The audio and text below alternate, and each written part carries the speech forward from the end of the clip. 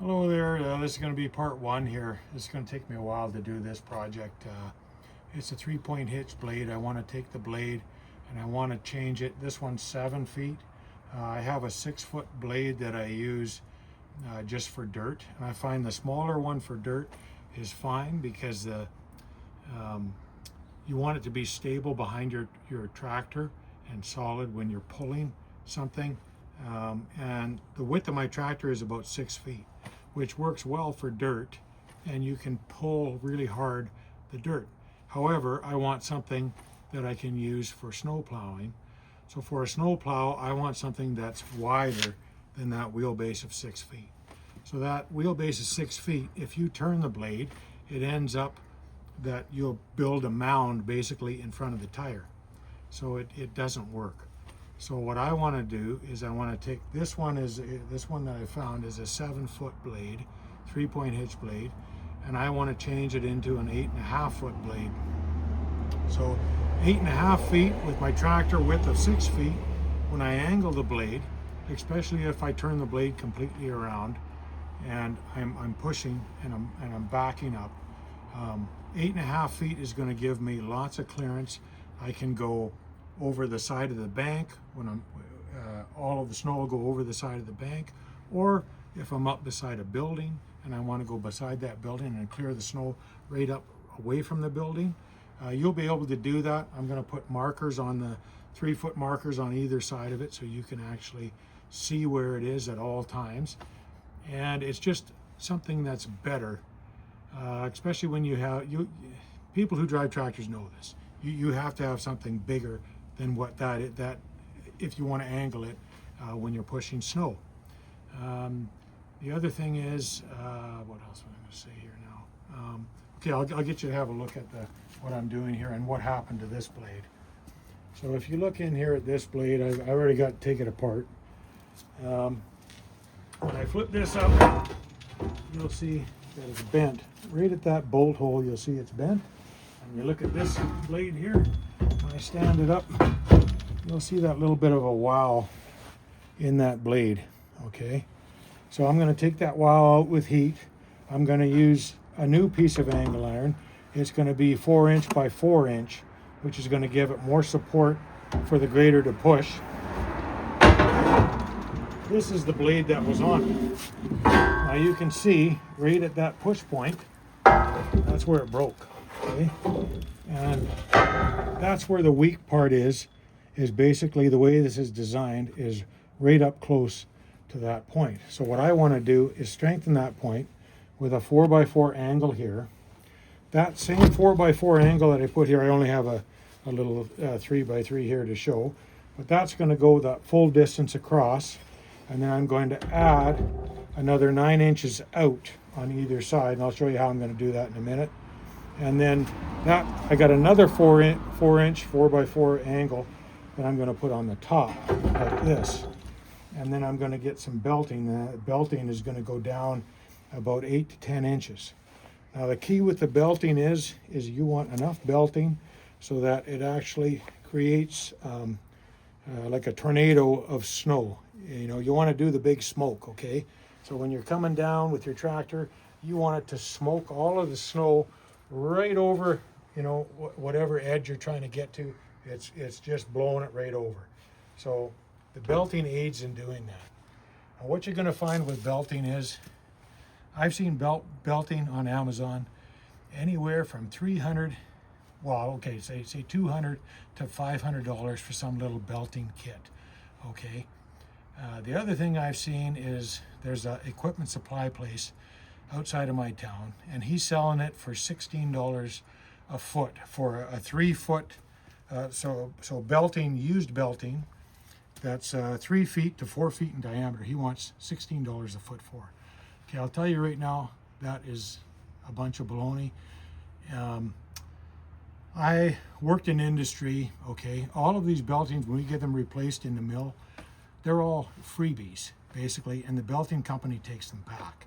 So when you go to a belting company, if you go to a major supplier in your town that's in your area, and you ask them for some used belting, there's a pretty good chance you're going to get it for free or very, very cheap.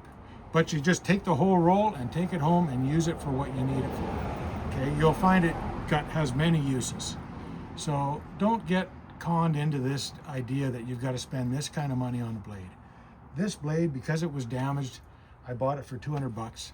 Okay, I bought some 4x4 angle from a farmer here in town for 50 bucks. He's got 2 pieces that are over 10 feet long. Okay, once I put this whole thing together, the belting I have, I actually know the belting supplier here in town, he gave it to me for free. I got a freaking, I don't know, it's probably 60, 70 foot roll for nothing. Okay, my goal in making this project and in showing you this is to not only document it for myself, what I do, and the feeling I get from doing it for cheaper than getting some snow bear plow that's a 6-foot plow. You know, when I can build something that can do the big smoke, and she's friggin' 8.5 feet long, and it's doing what I want it to do. And yeah, I'm gonna throw a bunch of steel at this thing. You know, it's gonna have some support, more support than you're ever gonna buy. And yes, it's some old 3-point hitch thing, but it's going to work, okay? And I'm a big advocate for doing things that are gonna work. If they work, maybe they look a little rough around the edges, but they're gonna work. And I just wanna see people to open the door to just like what you can do if you decide to put your mind to it and do the work yourself, okay? Now maybe for everybody's cup of tea, that's not everybody's cup of tea, which is fine. Maybe what I build isn't what somebody else wants to build. But what I'm trying to do is promote the idea. Do it yourself. Do things yourself. Don't freaking just go to your local hardware store and pick up the cheapest piece of junk and think, oh, it bent. Oh, well, now I'm going to sell it for $100 or something, and you bought it for freaking 2,000 bucks or whatever. Like, let's get in the habit of reduce, reuse, recycle. We can do it ourselves. It's not that hard. So anyways, I'm not going to rant on about that, but these you can reuse as well. A lot of these bolts, like I've got a tap and die set, so I tap these so they're nice now, because I don't want to have to buy new ones. If I don't need to buy new ones, I won't. But a lot of times they're rusted out on here. So because they're rusted out, they're very hard to get off. So you got to put some kind of move it on there. And I can show you the way I got these off. I just used some wedges I have for firewood. And you can fan it in here.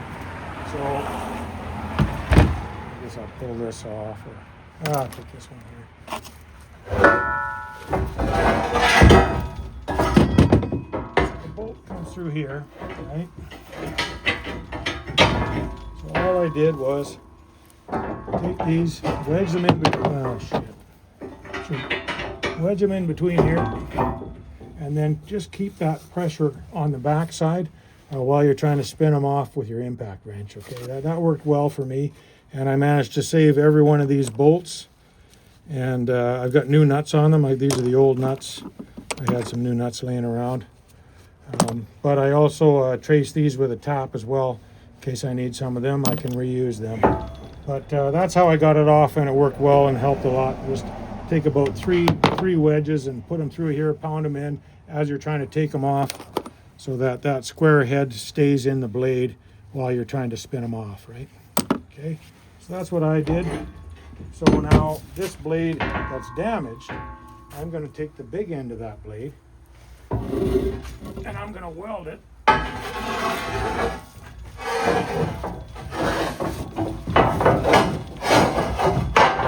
in the middle of this blade, so it has more structural support, as well as the 4x4 here and the 4x4 here, with a chunk of belting to do the big smoke. And that's how I'm going to build it. The other thing, I don't have it here, but okay, this blade that I bought,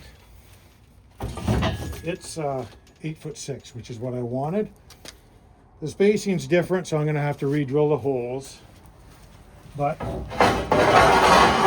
this is the blade that was on it. And like I say, you got to work with what you got. So what I'm going to do is the holes will line up here. So this edge will be the bottom edge. Just imagine that being the bottom edge on this plow. This part I'm going to cut off so that it matches right in here. Okay, and I'll just cut it probably with a cutting torch, and I'll get it to be where the bottom of the blade will be this much longer.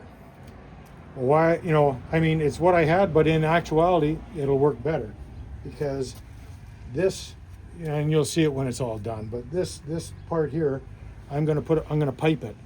So I'm going to put a pipe with a slot in the pipe that's going to go over this blade. This blade will end up pushing all the way down onto that pipe, which is going to glide across my dirt road better than just this regular edge, which will catch on a lot of stuff. Piping it works good. It works great if you got a dirt driveway, which is what I have, a long dirt driveway. So I'm going to pipe it, and then I'll just pin the pipe, and when I don't need the pipe, I'll take the pipe off if I'm going to use it for something else. So that's my idea there. This was an old garden tractor blade, okay? So I cut it in half. I pulled this thing off of it, okay? And then you'll see that when I put this on either side, you can see how that's got almost the same arc. And if I extend that 4x4 across here, and I have the blade extending all the way to the end of this, I do it on both sides, I'll be able to make this and strengthen it up to make it an 8'6" blade. So this was worth, I think I bought it for 50 bucks. The new blade, it was 200 bucks. That was 200 bucks. So basically for under 500 bucks, I'm going to build what I want. And the belting was free. So, hey, that's what I think is cool, you know. And with tractors, the tractors of today, and just like I was on a tractor before tractors became sexy, okay? Now it's like something sexy to do is be on a tractor. Well, you know what? I think that's great. I think that's a great thing. Why do I think it's great? Well, for one, I was sitting in a tractor right on the little step when my grandpa would plow the land when I was 5 years old. So that's a great thing. And then I think about it like, what's sexy about today? What's sexy about computer programmers or gamers? Nothing. So hey, it might as well be a tractor. So let's build ourselves a blade and make ourselves a sexy blade. All right, for that sexy tractor. This is Red Bull Ridge signing out. Thanks for watching.